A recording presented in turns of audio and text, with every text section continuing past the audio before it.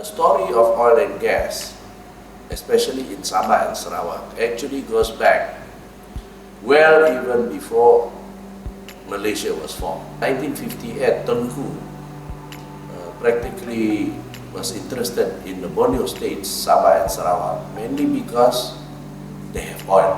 Then, right after Singapore left, in 1965, they passed two laws. First one is called the Continental Shelf Act 1966, and the other one is Petroleum Mining Act 1966. Whatever is beyond the territorial water of the states belong to the federal government.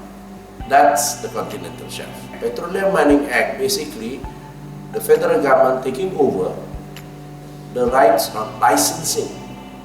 The Sabah and Sarawak government refused. So in this sense, the Continental Shelf and the Petroleum Mining Act cannot be enforceable in Sabah and Sarawak. They waited until on 13th May 1969. Because of the riot in Kuala Lumpur, the federal government declared a state of emergency throughout Malaysia. Even though the fighting happened in Kuala Lumpur, it didn't spread to Sabah and Sarawak.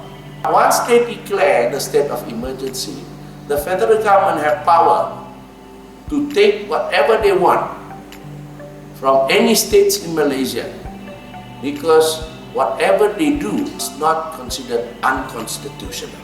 They quickly gazette the Continental Shelf Act and the Petroleum Mining Act to be enforceable in Sabah and Sarawak. The territorial state of Sabah and Sarawak is based on the Continental Shelf, which according to UMNO actually covers 350 miles.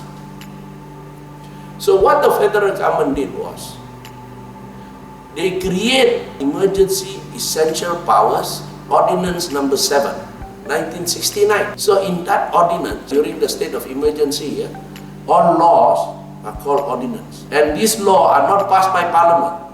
These laws are passed by one person, and he is the Director of Operation. So the state territorial water is reduced to 3 nautical miles. So whatever is beyond the 3 nautical miles belongs to the federal government. In 1974, they created another act. It's called the Petroleum Development Act. And in this Petroleum Development Act, this is where they created Petronas, which is a wholly owned company by the federal government. Whatever the federal government has taken in 1969 is transferred to this company. Federal government actually steal our wealth.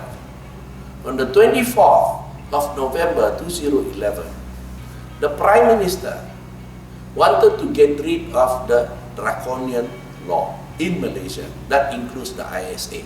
So in order for him to get rid of this law, he has to abolish the declaration of the state of emergency in Malaysia, which was done in 1969.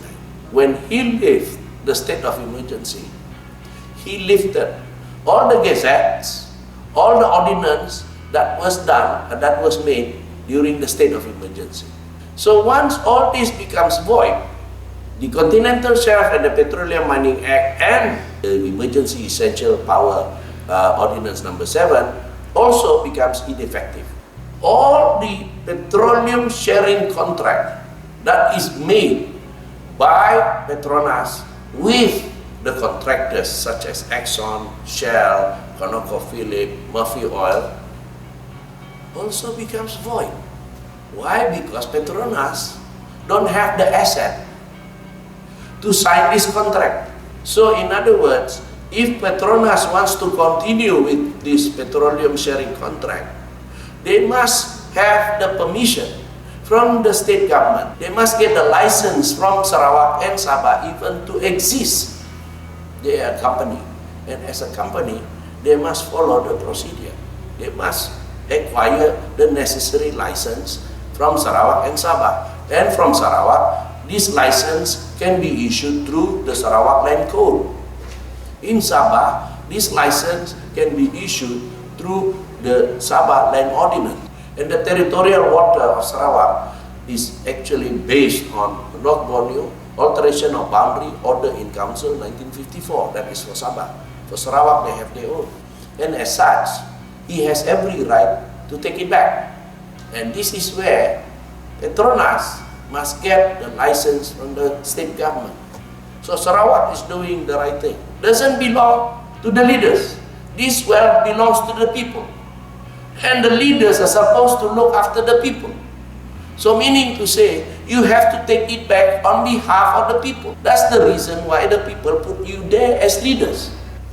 The question is, how is it that Sarawak can do it, but Sabah cannot do it?